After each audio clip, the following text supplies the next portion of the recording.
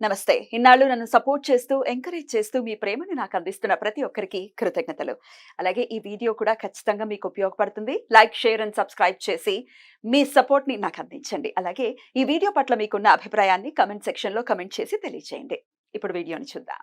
ఇక తులా రాశి లేదా తులా లగ్నం. ఈ తులా రాశి లేదా తులా లగ్నం వాళ్ళకి 2024 మే 1వ తేదీ వరకు కూడా ఆయన సప్తమంలో సంచారము, తదుపరి అష్టమ స్థానంకి వచ్చి సంచారాన్ని చేయబోతున్నారు. మీరు ఆల్రెడీ చాలా వీడియోస్ చూసి ఉంటారు. అష్టమానికి వచ్చేస్తున్నాడు. సో గురువు గారు అష్టమానికి వచ్చినప్పుడు గురువు బలం ఉండదు అని ఆల్రెడీ విన్నారు యాక్చువల్లీ.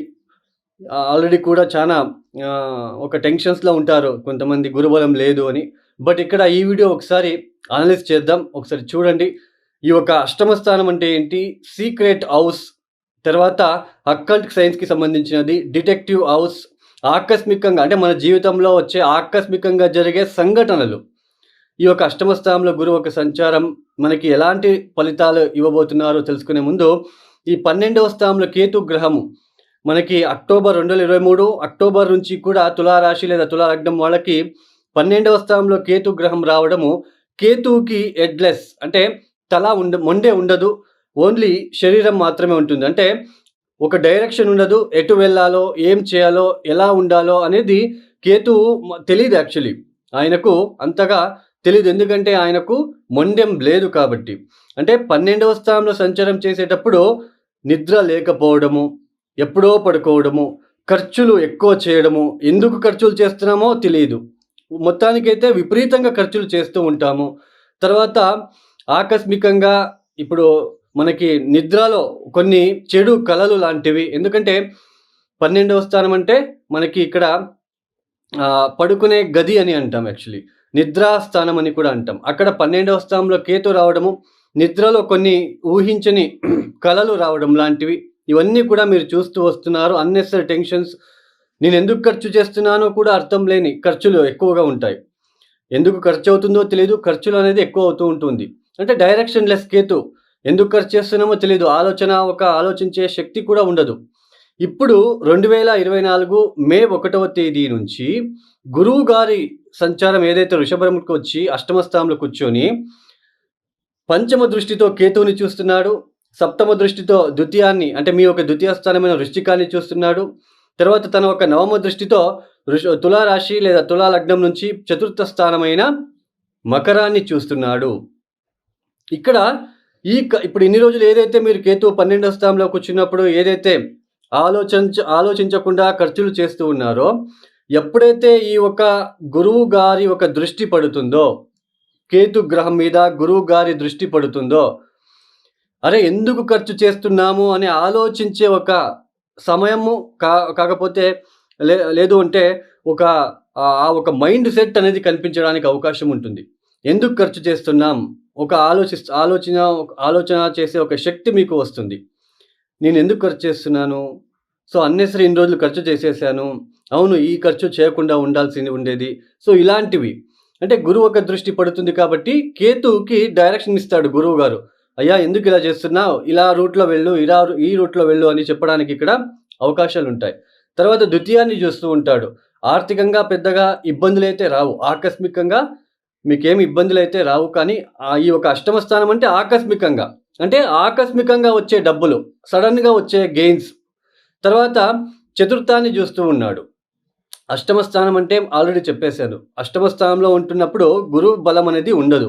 కాకపోతే 6వ ఇంటాధిపతి గురువు గారు తృతీయాధిపతి అయ్యి అష్టమ స్థానంలో ఉంటున్నాడు కాబట్టి స్టార్టింగ్లో కొద్దిగా కష్టం లాంటివి కనిపిస్తూ ఉంటుంది.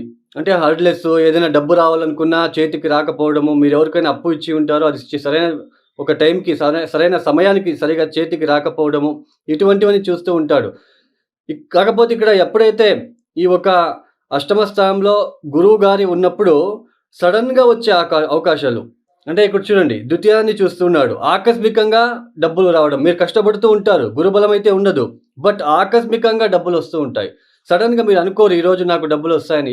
ఏదో విధ రూపంగా మీరు ఎవరికో డబ్బులు ఇచ్చి ఉంటారు, ఈ సమయానికి రావడము. తర్వాత గురువుగారి దృష్టి చతుర్థాన్ని చూస్తూ ఉన్నాడు. చతుర్థాన్ని చూస్తున్నప్పుడు ఆకస్మికంగా అనుకోకుండా ఏదో గృహ మార్పిడి కోసం చేసే ఖర్చులు, అంటే వ్యయ స్థానాన్ని చూస్తున్నాడు, ద్వితీయ స్థానాన్ని చూస్తున్నాడు, చతుర్థ స్థానాన్ని చూస్తున్నాడు. అంటే అష్టమ స్థానంలో కూర్చొని ఈ 3 స్థానాలపైన గురువు గారి యొక్క దృష్టి ఉంటుంది కాబట్టి ఖర్చులు కేతు ఒక్కడే ఉన్నప్పుడు కేతు మీద ఏ గ్రహం దృష్టి అంటే గురు దృష్టి లేకపోయినప్పుడు మీరు ఎందుకు ఖర్చు చేస్తున్నారో ఆలోచించే ఒక అవకాశం కానీ, ఆలోచించే ఒక మైండ్ సెట్ గానీ మీకు ఉండదు. బట్ ఎప్పుడైతే గురువు ఒక దృష్టి మనకి కేతు మీద పడుతుందో అప్పుడు మీరొక ఆలోచన అనేది ఎందుకు నేను ఖర్చు చేయాలి? దీనికి ఖర్చు చేయాలా? దీనికి ఖర్చు చేయాలా? సో, ఎగ్జాక్ట్ రూట్ అనేది, ఎగ్జాక్ట్ డైరెక్షన్ అనేది కనిపించడానికి అవకాశాలు వస్తాయని ఇక్కడ తెలుసుకోవచ్చు. అంటే చతుర్థాన్ని చూస్తున్నాడు కాబట్టి ఆకస్మికంగా గృహంలో చేసే మార్పిడులు కావచ్చు, గృహ నిర్మాణ కార్యక్రమాలకి సంబంధించిన విషయంలో ఖర్చులు చేయడం లాంటిది, వాహనం కొనుగోలు చేయడానికి, తర్వాత మీ యొక్క పిల్లల ఒక చదువులకి ఎక్కువ ఖర్చులు పెట్టుకోవడం లాంటివి. సో, ఇటువంటివన్నీ మీరు ఈ యొక్క గురువు గారి యొక్క ట్రాన్సిషన్ పీరియడ్‌లో మీరు చూసుకోవచ్చు. అంటే మా పక్కింటి వాళ్ళు కుర్రోడు అక్కడెక్కడో పెద్ద స్కూల్‌లో చదువుతున్నాడు. నేను చదివించలేకపోతున్నాను అని మీరేదైతే ఒక ఆవేశం లాంటిది, ఒక బాధ లాంటిది ఉంటుందో, ఇప్పుడు ఆకస్మికంగా మీ యొక్క పిల్లలకి అలాంటి మంచి స్కూల్‌లో ఎడ్యుకేషన్ చేయించడానికి ఇక్కడ ఖర్చులు చూపిస్తూ ఉన్నాడు. కేతు ఒక్కడే ఉన్నప్పుడు ఖర్చులు ఎందుకు చేస్తున్నామో తెలీదు. గురువుగారు వచ్చినప్పుడు ఒక డైరెక్షన్. ఇలాంటి దానికే ఖర్చు పెట్టాలి అనే ఒక థియరీ అనేది మీకిక్కడ కనిపిస్తూ ఉంటుంది. అంటే మొత్తానికి మీకు స్టార్టింగ్‌లో అయితే గురుబలం ఉన్నప్పుడు ఎలా ఉంటుంది అంటే, గురుబలం ఉన్న రోజులన్నీ కూడా మనకి పాజిటివ్‌గా ఉంటుంది. డబ్బుకి సంబంధించిన కానీ, కుటుంబంలో అన్నిటికీ బావుంటుంది. బట్ గురుబలం లేదు. ఇప్పుడు అష్టమ స్థానంలో సంచారము, శుక్రుడింట్లో సంచారము. ఇక్కడ ఏమంటుంది? ఆకస్మికంగా మీ ఒక జీవితంలో ఫైనాన్షియల్ విషయంలో కావచ్చు, గృహ మార్పిడి విషయంలో కావచ్చు, ఇలాంటి మంచి కార్యాలకి మీకు డబ్బు ఖర్చు పెట్టడము ఇవన్నీ ఉంటుంది.